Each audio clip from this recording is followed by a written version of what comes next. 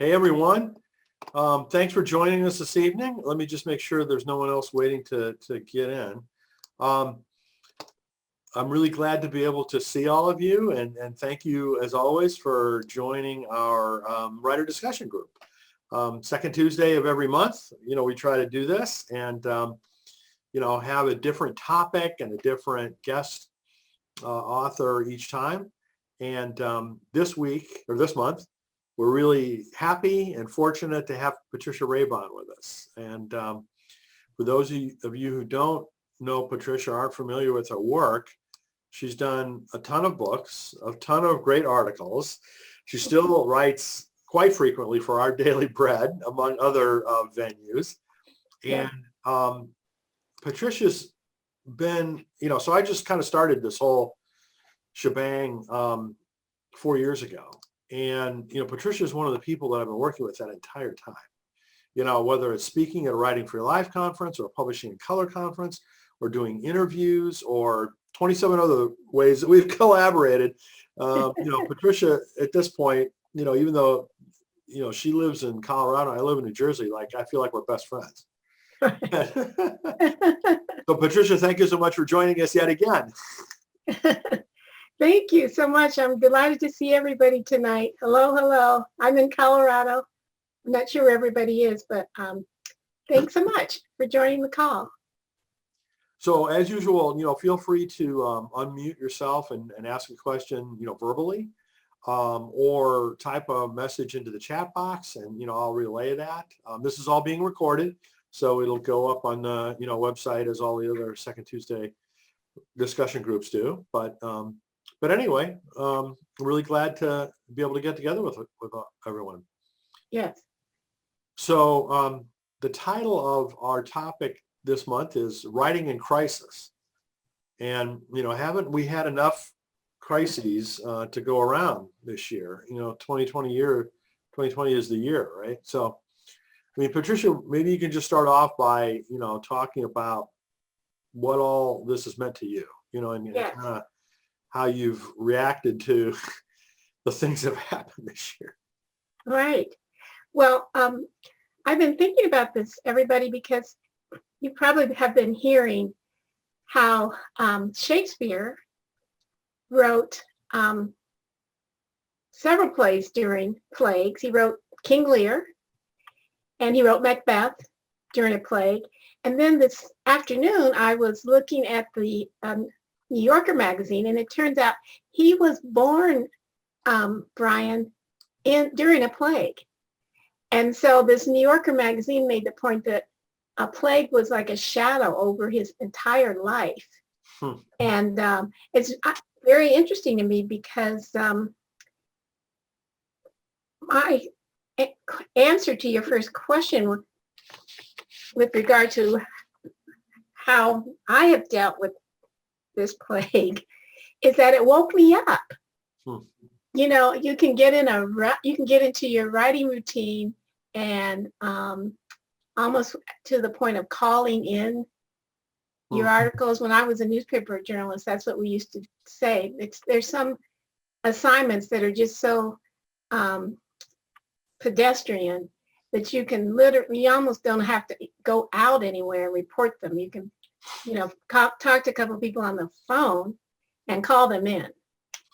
And so it's very easy to kind of get into that routine. But when the pandemic made itself known in March, everything changed. So much so, Brian, that I put together a little.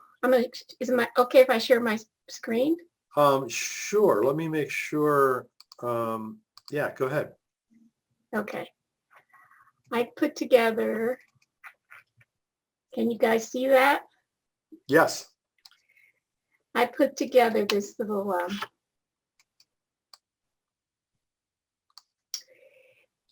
little short PowerPoint. Here's the point I made about Shakespeare, and look at those first couple of lines. Alas, poor country, almost afraid to know itself. It cannot be called our mother, but our grave. And so, that's one of those famous lines from Macbeth. And then there are a couple other things that he said in plays where he would say, you know, a plague on your house. Remember how that kind of a line from Shakespeare? And before our plague, it was just a line, and now we get it. And so, I mentioned that in terms of my trajectory during this time. So here in March, what I found myself doing, Brian, is first sending out, especially in Facebook, expressions of encouragement and hope, you know, and sharing a lot from the Psalms and other portions of the Bible where the language is very hopeful and encouraging. And people were, you know, seemed very grateful to get those little reminders, even in a Facebook post. So here's another one. And I used Canva, by the way, everybody, to create these. And these images are from Unsplash. Do any of you ever use Unsplash? You know, it's a free. Absolutely. Use their images for free. And then I just dropped it into Canva and created this. So here's one from Matthew. Fear not, I am here. And then, Brian, remember you had your Reading Hope in Trying Times. Absolutely. And okay, this was March 21st. And I remember telling Brian, I'm not used to being on camera. Well, now we've all been on Zoom. How many hours every week? Really? And so I was so unhappy with my first take that you first taped. I asked you to tape it again. You know, remember that? I don't know if you remember. But anyway, that was in March. And we just people started talking about what we were going through. And here's some more of these encouraging memes, you know. And then this was a blog post, one of these don't be afraid type blog a post from the blog on my website. And look at almost 700 people shared it. I mean, wow. You know, people That's really awesome. need to feel encouraged. I understood that because I needed it myself. And here's another one. I don't know if anybody remembers this virtual choir. Was one of the first Zoom virtual choirs I'd ever seen, and they were singing "It Is Well With My Soul." And when I posted this, 400 and some people shared this. And I think we all know there was that deep need to encourage one another during a very uncertain time. And then in April, I was just talking to my husband about this. In April, we started to hear that the impact of the virus was disproportionate among Black and brown people who were dying in disproportionate numbers.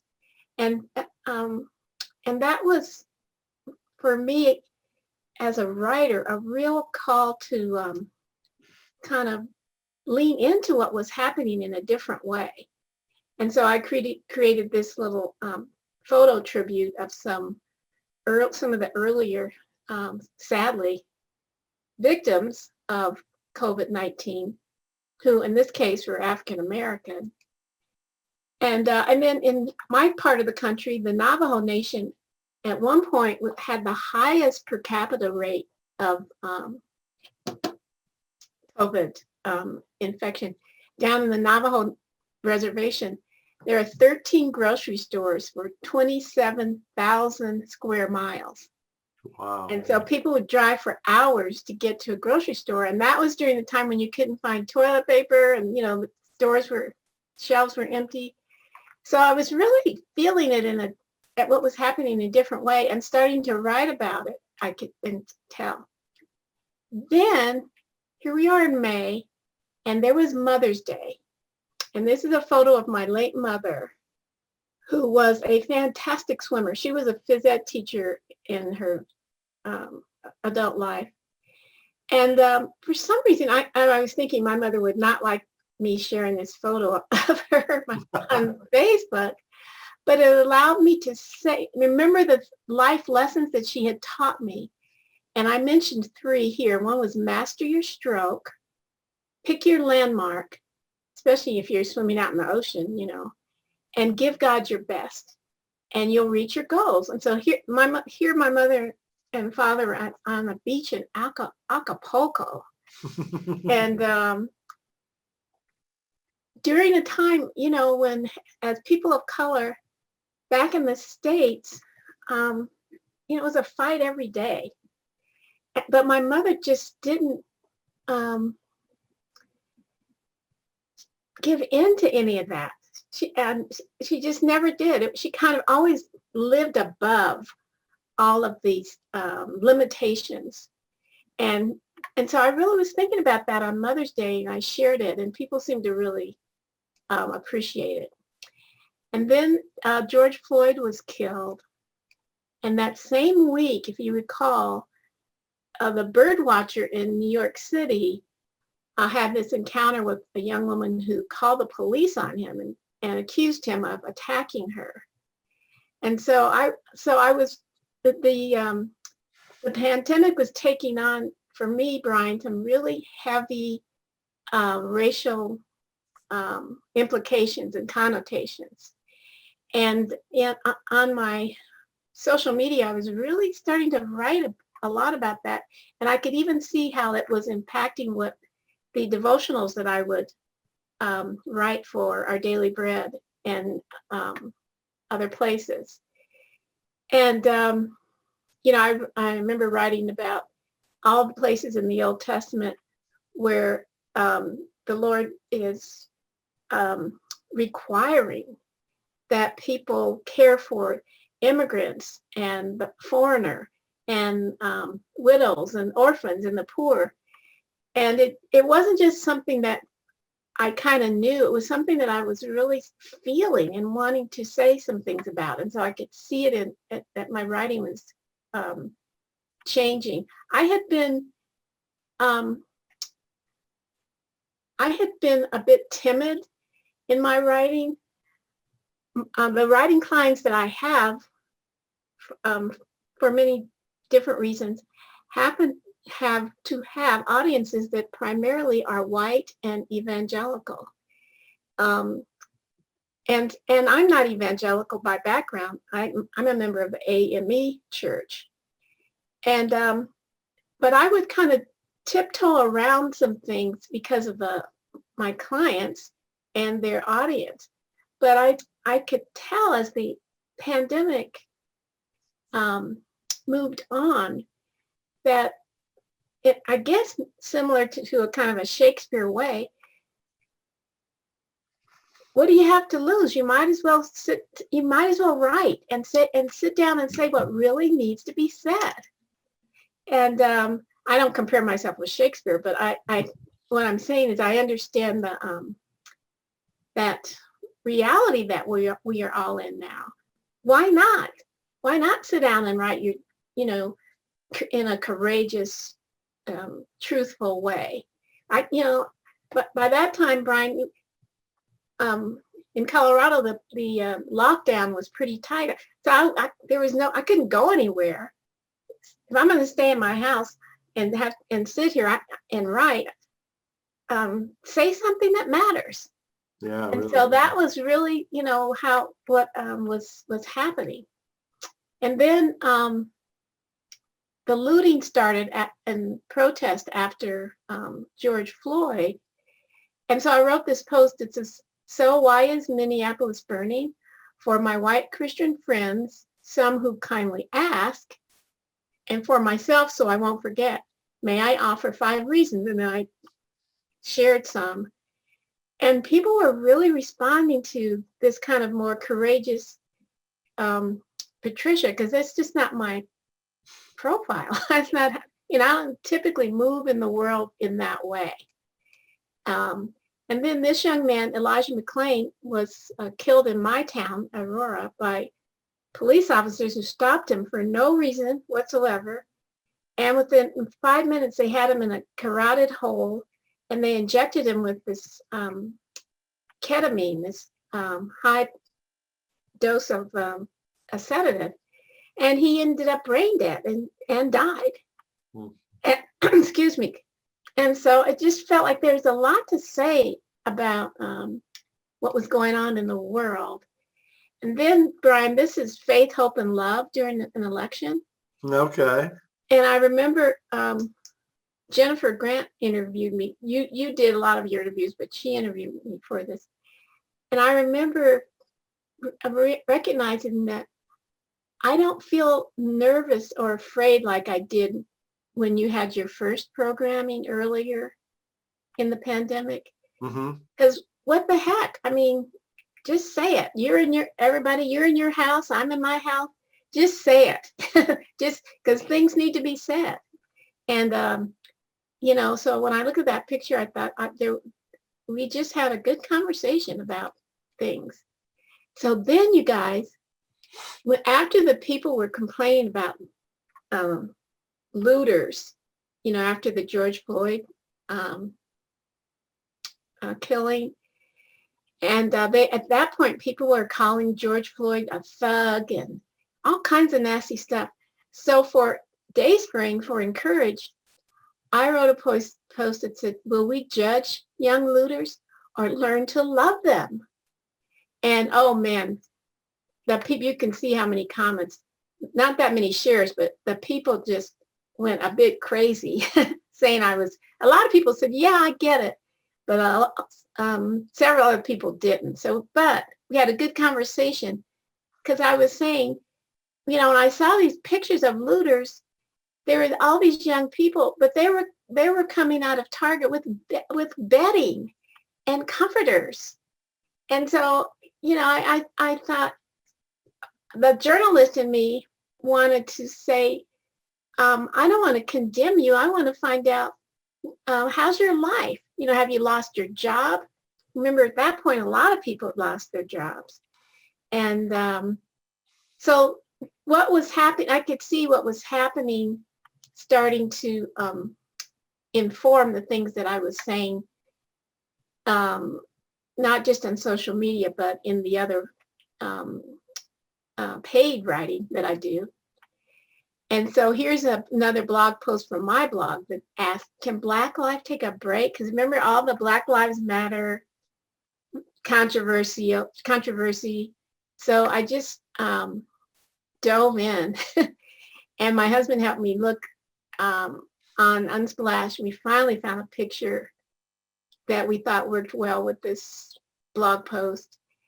And so when I look at this, Brian, I think, boy, that is so different from the kind of writing I was doing even a year ago.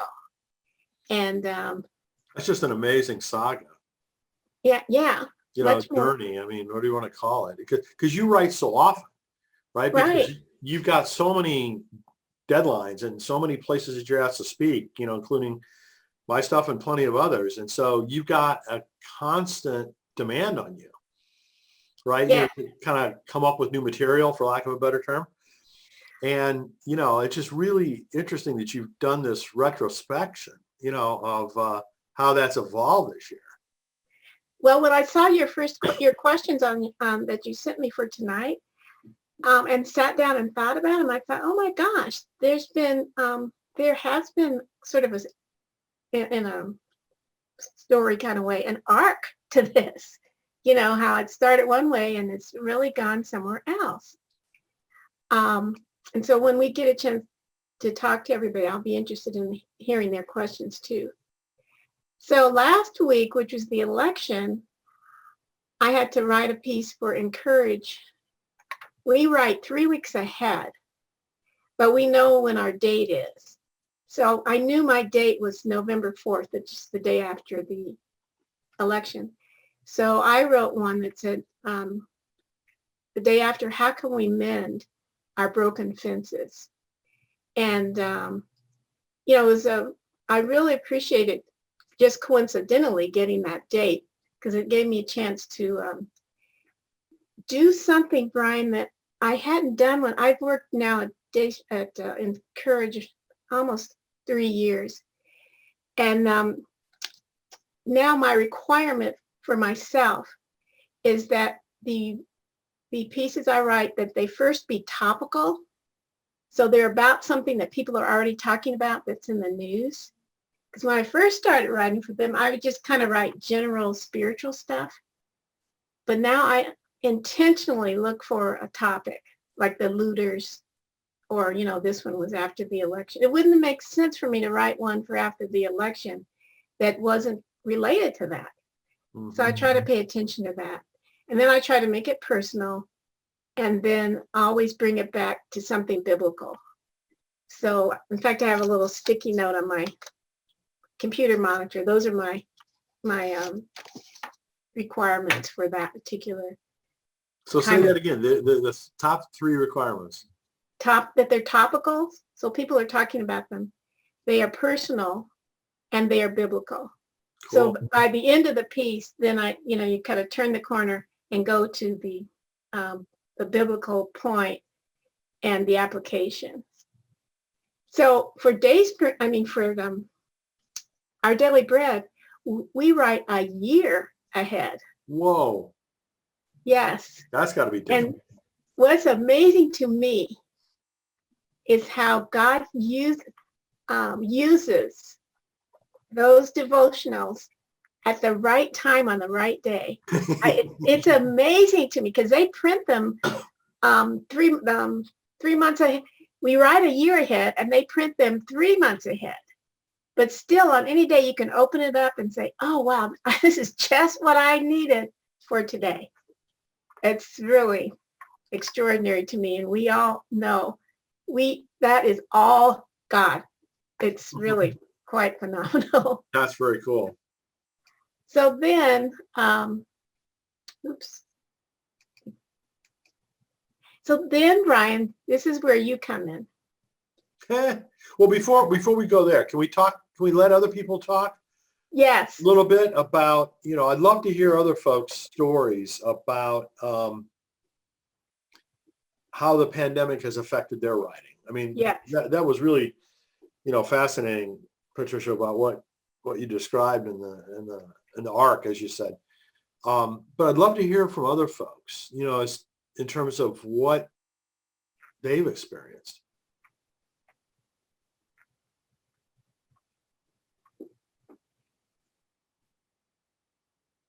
So I know there's several of you here that, that know how to talk on Zoom. So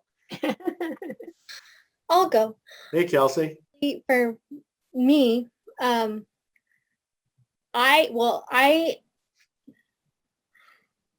there was a mandatory layoff that took place in November before the pandemic. So I already was without a job starting in January.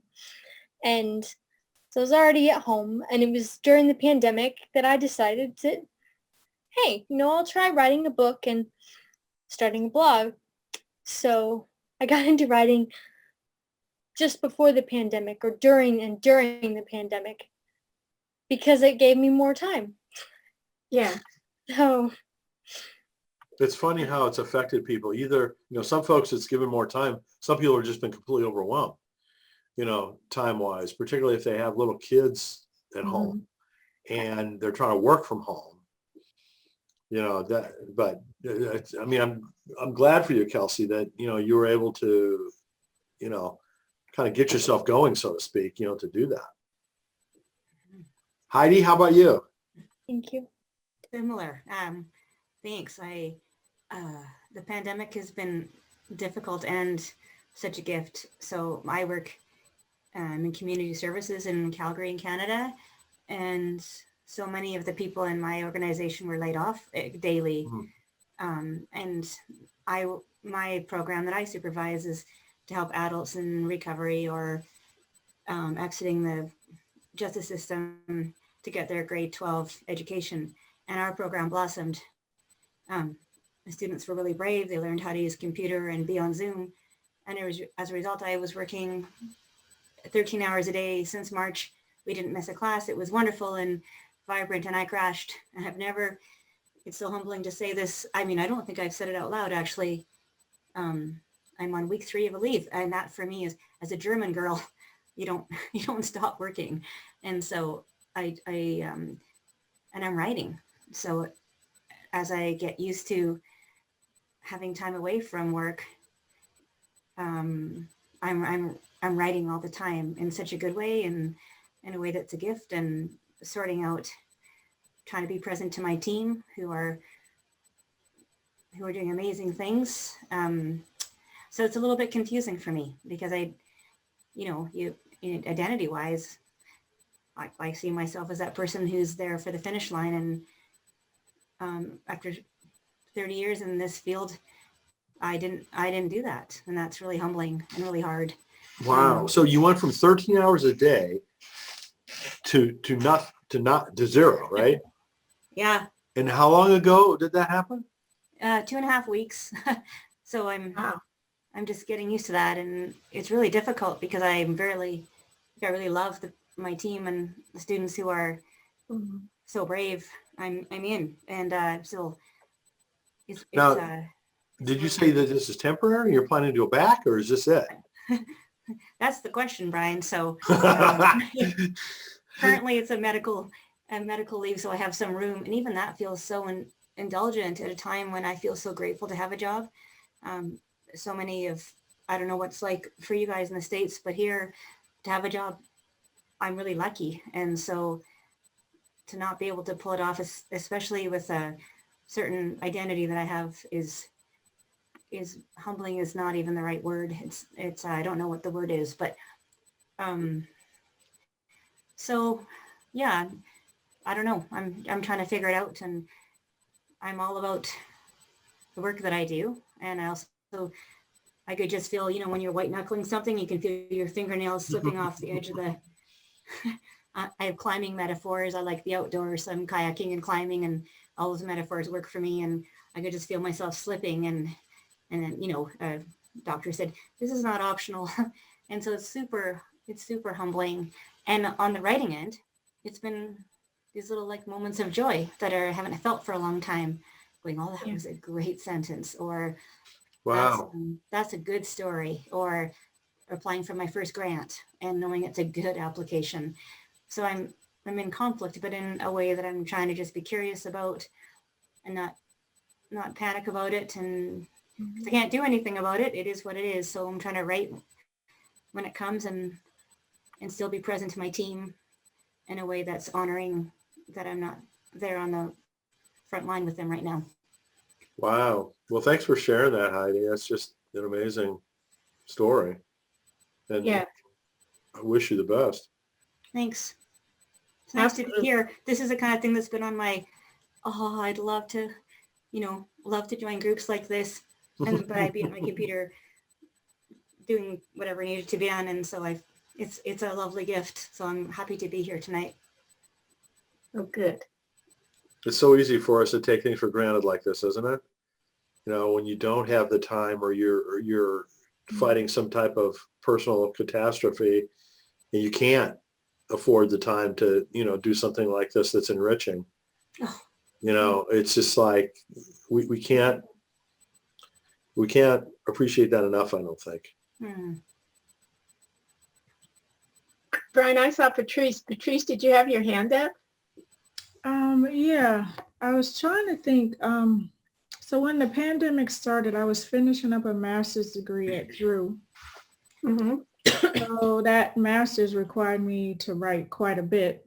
So by the time I got back to DC, I was burned out. So I didn't write anything. But I was reading a lot of what was being written. And at this, probably about 3 months ago, I started down this pathway of trying to hear what God wanted me to say. And so I just really started writing what I call the anti-narrative. So I wanted to remain hopeful no matter what was going on. Yeah. And then, of course, because I was not writing, some of the stuff that was more popular, people didn't really pay attention. But I started doing a couple of things. I was continuing to blog, but I started shortening those blogs and putting them on Instagram with images. And so the last two posts, last week I did saying that we needed to vote, of course. And then this week I did that one was called Plant Your Mustard Seed. And then this week was called The People Have Spoken, Now What? So the question is challenging my group. Are you gonna now let go of the negativity and everything and just, extend the olive branch? And what is really influencing my writing, I'm a part of a group of people who I think it's called Race Conversations. I'm not sure of the name of the group, but it's a multicultural, multi-generational group. And I was asked by a friend to join the group because she wanted some young people. I was like, oh my gosh, if I'm the youngest person in the group, then I'm honored by that. But I am actually one of the younger people. But so just that has influenced me to continue to try to be hopeful, because a lot of the conversations in that group of people who are trying to have conversations with people who are on the opposite end of the spectrum, even though they're in the same household, sometimes married to each other, having opposite conversations. So, and then in the midst of everything, God always seems to have me in a whole different place. I was led to launch a writing group of women, African-American women, but mainly my friends who have been harassing me, they just basically need me to encourage them to be writers. And my goal is to help them become disciplined writers, because the writing doesn't get done. And you know that unless you sit down and write. So we're doing a challenge this month of November to do 1,000 words a week. They wouldn't join me with the NaNoWriMo. They're like, 50,000 words, no. So I said, let's just do it. And so I've been getting, everyone's been sending me either that they did the writing so they can get a star. It's really just a star on the chart. It's not, I'm not giving them any money. But so that's been encouraging to see them writing. And some people are writing because they're processing life, and some people are writing because they're called. But to write, they're called to write for others. But it's just been, that's what I've been up to. So I just started getting the energy to write myself. So we'll see where it goes. I do tend to tune out political stuff. I just do my thing. I voted and I put up a post that I voted, and I don't know if that's good or bad, but I'm just determined to remain hopeful and to do work of healing. And I know that most times I have to wait to insert my voice in at the right time. So, I wish I were more prolific during this time, but I had to write, I think it was my thesis that wore me out. I wrote a COVID-19 play, and I wrote a paper, and then I had to write COVID-19 essays for every professor. So yeah, I did a lot of academic writing, and I wonder if trapped inside of those academic essays is some stuff that maybe I should share in a group, like a small book of essays. I'm just wondering. But I was in New Jersey, so I was in the thick of it. That's another thing. It was, yeah. So I'm sure I have something in there, but. Well, that's a segue to this next part. Yeah. Brian, can I share Sure, something? go right ahead. Absolutely. Patrice, Brian asked me last year to do a webinar or teach a class for one of his writing conferences. And I can't remember, Brian, it was earlier this year when you actually released those videos. I can't remember. Pretty early, I think. Yeah. But anyway, I had said to Brian, Patrice, that I had gone in December, Dan and I went to the Handel's, to see Handel's Messiah. And before it started, we were reading the program notes. Yeah, really. And it said that he had written the entire oratorio including the Hallelujah course, in 28 days. And so I came back and I started reading about that. And I thought, how did that happen? So what I learned became this webinar for Brian. Hallelujah, it's a book, Top 5 Success Secrets of Winning Authors. But the first one on there, it was a countdown. I'm not going to go through all of them. But the first one was efficiency. And that in his case, he reused melodies that he had already written. So you're talking about, you did your master's project, you had to do some essays. We are together tonight. So George Frederick Handel can say to you, go get those essays and get them out and get them submitted places. Because that was a lot of work that you've done, right? So in his case, he'd made his life writing Italian style opera, and it had all gone out of style, and he was looking for something to do. And a friend of his said, okay, here's some scriptures from the Bible. Can you put music to them? So he just used melodies that he already had. And so I started looking, you guys, and all these other top writers did similar things. Agatha Christie, her longest running play in London's Left End is The Mousetrap, right? I mean, it's been running for decades. It started out as a radio play, and she just adapted it a little bit. And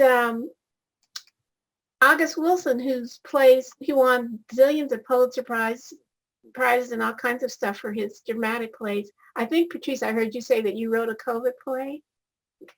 So he did his writing in cafes and bars so he could hear how normal people speak. And then he would just come home and take what he had heard and, make it work in a play. And of course, one of his most famous ones is Fences, which was on Broadway, but then became a motion picture too. And so I was so taken with that idea of these writers being efficient, working smart, working not hard, but smart. And it just so inspired me. And I only came up with it, Brian, because I had to do this for you. But then the fourth thing on that list was courage. And so here's one slide from that talking point. Here's Zora Neale Hurston, who wrote, unapologetically about Black folk life. And she said, I have the nerve, to say what I want to say and say it the way I want to say it. And and so but the most important point on the PowerPoint was this idea of not just sitting on your writing, but releasing it and send it out. And so I had all these examples of people who did that. Here's sci-fi writer Isaac Asimov, who wrote gazillions of books in his time. Alex Haley, if you remember or know about his saga Roots. J.K. Rowling, she's in a little bit of trouble right now, but still, she sent it out. I think she had something like 11 or 12 rejections, but she kept sending it out. And C.S. Lewis, same problem. He had a lot of rejections at first, but he released the gift, sent it out. Lucy Montgomery's Anne of Green Gables. Her book was sitting in a hat box. And finally she got it out, and the rest is history. Terry McMillan, Beatrix Potter, all of these same stories. And I remember in that class, I said, God alone knows how many books, articles, essays, first drafts, second, third, and more lay languishing in desk drawers on hard drives but winning writers send their writing out. So in July, I said to Dan, you know that novel I have been writing? And he said, yeah, why don't you start working on that again? This had been sitting around for 11 years, almost 11 years. And I told Brian just yesterday that Tyndale House Publishers offered me a 3-book deal on that mystery novel. Yay. And so I said to Dan, I didn't know, Brian, when I did this for you, that I was really speaking to myself. And so now I'm saying it to Patrice and everybody else, Kelsey and Heidi and Susie and everybody else is on the call. Whatever you have it's on a hard drive somewhere or whatever, on a book drawer, go get it. And, slap that thing into shape and start sending it out to people. Because these winning writers, they show us that that's what sets them apart from everybody else. And so I really am grateful to you, Brian, for pulling that out of me for this class that you gave me the opportunity to teach. Oh, come on. I didn't have anything to do with that. Well, remember we had that conversation about Handel. Yes. No, I certainly remember that. Yeah. And that so struck me too when I first learned that. Right. About 24 days or whatever it was that he wrote, this incredible masterpiece. Yes. And we're still, every year everybody's still singing the Hallelujah chorus. And then for the West Coast Christian Writers Conference, I did this class called Writing for God, not Google.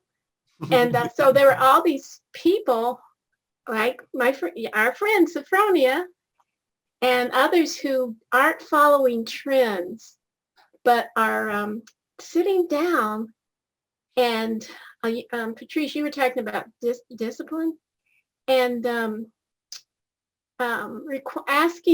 inviting themselves to carve out the time to say what the world is waiting to hear from you, whatever particular thing. And Sophronia did that so beautifully in this book.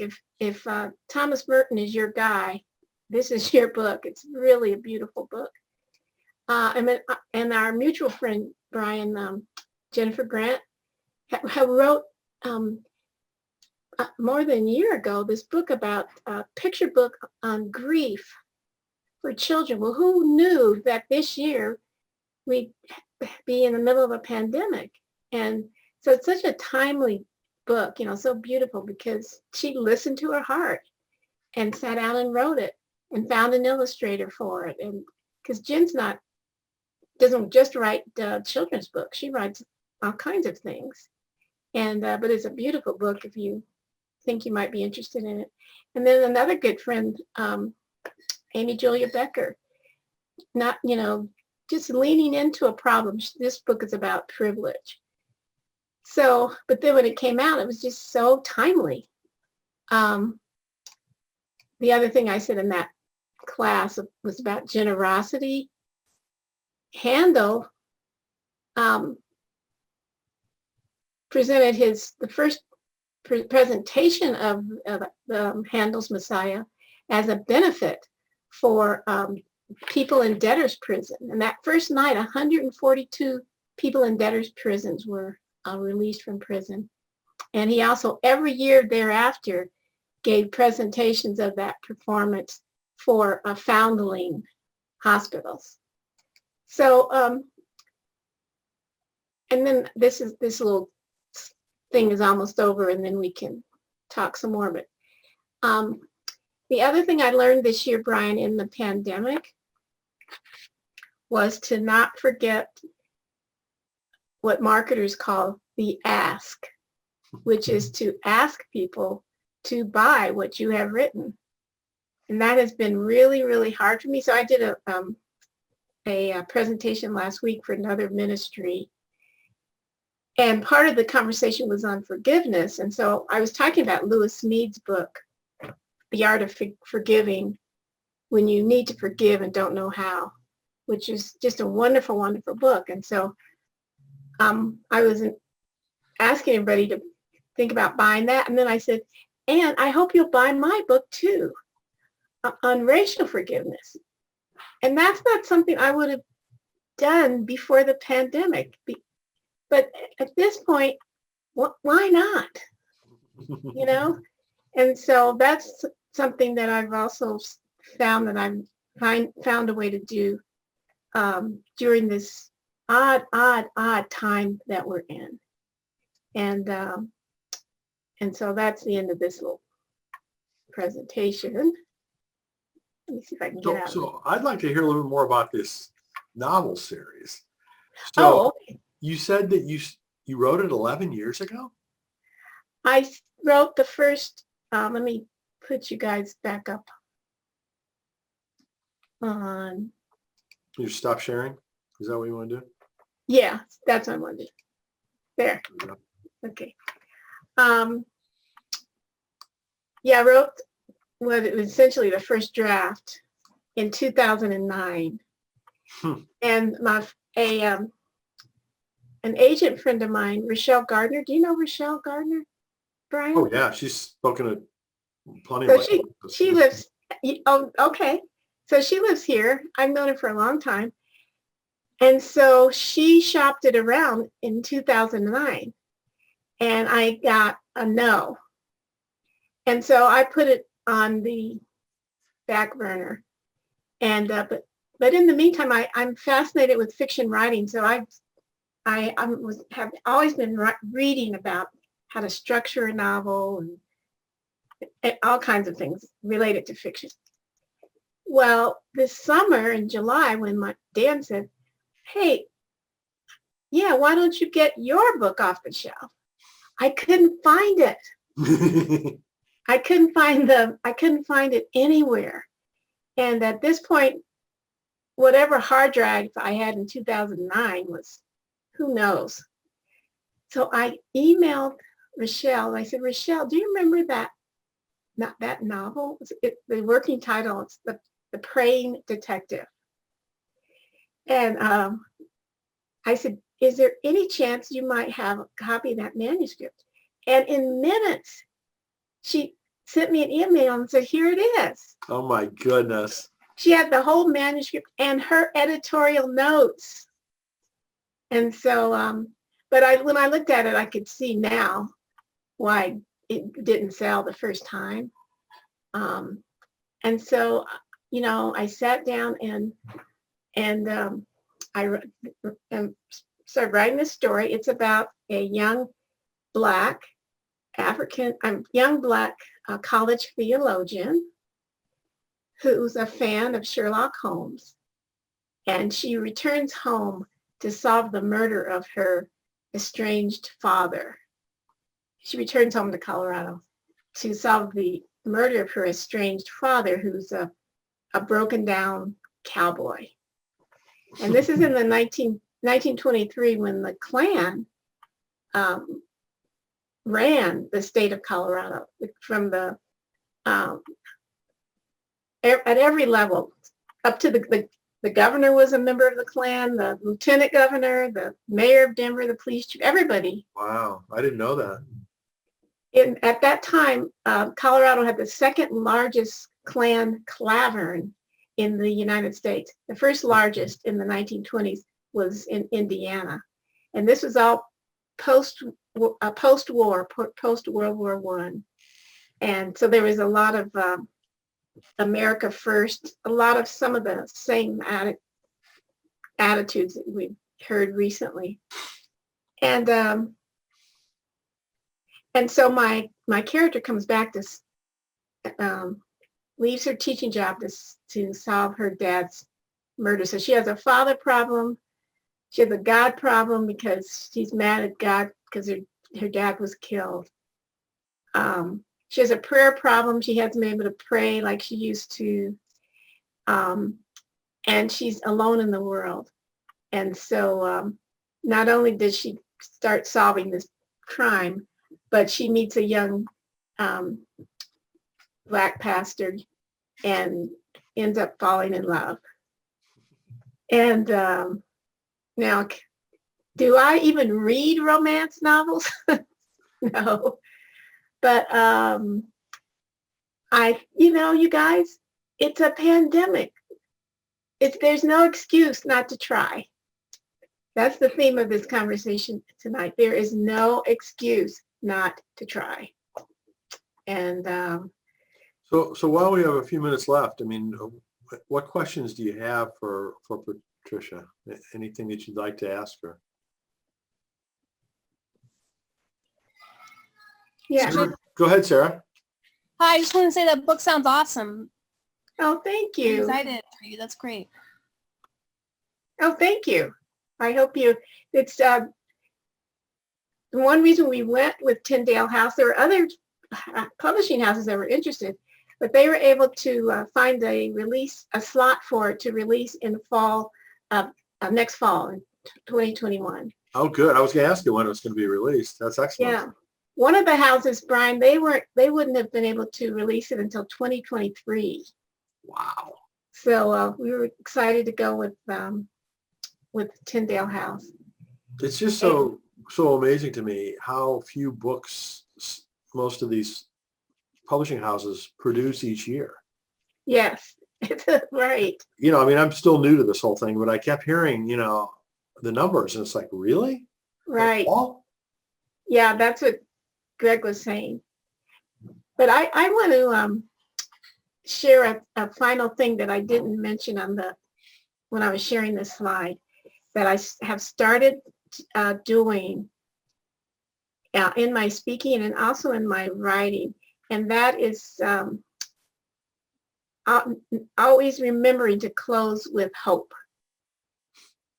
And so I don't know where I read that somewhere that in terms of writing, it said, don't forget to leave people with hope.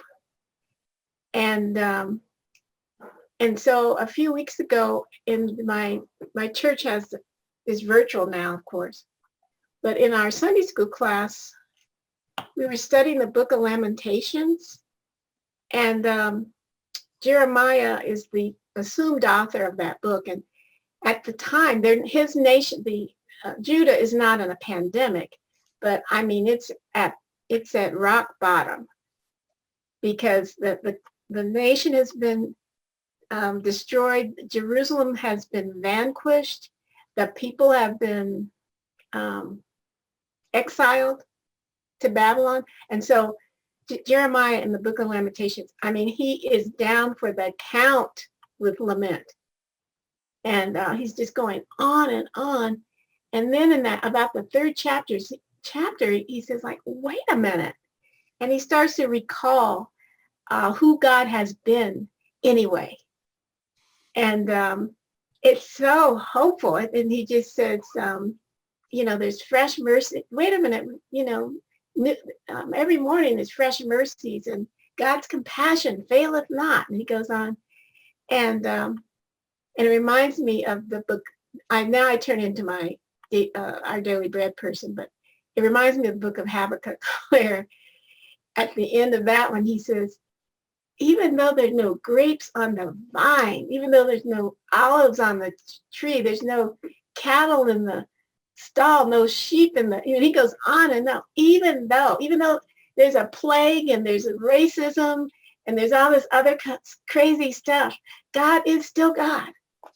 And it's just so hopeful to me. And so I don't know if that speaks to anybody on this call tonight, but I share that with us because in this crazy world of writing and publishing, I find that at the end of the day, I need hope to come back to this keyboard and believe that if I sit here, I'll hear what I need to say to a waiting world. And so I believe that for every single person who writes. Each of our stories is unique to us. I can't write, like when I look at our gathering here tonight and I see your names, I can't write whatever it is that you can. But that's what's so exciting about it, that you have something discreetly unique that only you can say and that only you can share and teach in your writing. And so when editors see that a writer has the guts to do that, I think they get very excited and they say, yeah, I want to buy that essay, or I want to buy that play or book or whatever it happens to be. Our Daily Bread, those devotionals are just 220 words. So, it's not like it has to be this big, long thing. But if, we lean into it and just go for it, you really start to, we start to come out of ourselves. A lot of writers, like, we are introverted. But that insight really about what we can offer the world can draw us out. So we have the courage to just go ahead and sit down and do the work. So now in the Black church, Brian, somebody said, amen. Amen. No, I mean, you've spoken a lot of truth, Patricia. It's like, everyone's got their own story. Everyone's got their own yes, skills, their own focus, and it needs to be heard. And regardless of how many people end up buying the books, or reading the blog article or whatever it is, it's like, you got to get it out there, as you said. yeah, And it's clearly an effort in perseverance. yes, yeah. And not looking at what other people are doing, believing. I wasted a lot of years comparing myself with other writers, and I'm thankful now I don't have to do that, because I can only be me, and that's true for each of us. And so I'm thankful for you, Brian, for providing so many opportunities for people like those of us here tonight to talk about these things and encourage each other in that way. Well, it's certainly my pleasure, without question. And so, obviously, Patricia, when your book is close to coming out, I want to do a book launch interview with you to help spread the word about that. And Okay. Anyone else on here too. If or when you're coming out with a new book, please let me know, and we'll do an interview and we'll get it out on social media and, help you spread the word. Yes. So anything else? Any other questions? Any other thoughts that anyone wants to share before we wrap up? Patricia, I ordered your book. I told the mountain to move. Oh, Oh, good. yes. I Yeah. love it. I'm not done with it yet, but it's great. Thank you. Oh, thank you. Thanks for telling me that. I loved writing that book. Thank you. And I have to put a shout out to Undivided too. I mean, that's one of the ones you haven't talked about either, but the one that Patricia wrote with her daughter about, the situation where she became Muslim, Yeah. and the friction and the saga that, emanated from that, within your family, and you're both of you willing to share that, Yeah. and kind of dig through that, which I just thought was really, it's the kind of thing I just felt like really people needed to hear. Something, Brian, in the past month, I talked to a friend the other day. I have done 4 talks and have a 5th one coming up on navigating life with your adult children, because of that book that Alana and I did together. Excellent. So Yeah, so that's another thing, you write something and then there are opportunities to speak about it. So, Well, yeah, That's to me, fun, too. that's the type of book that everybody ought to read. Not because they need to hear your story, but because they need to hear the significance, that it represents.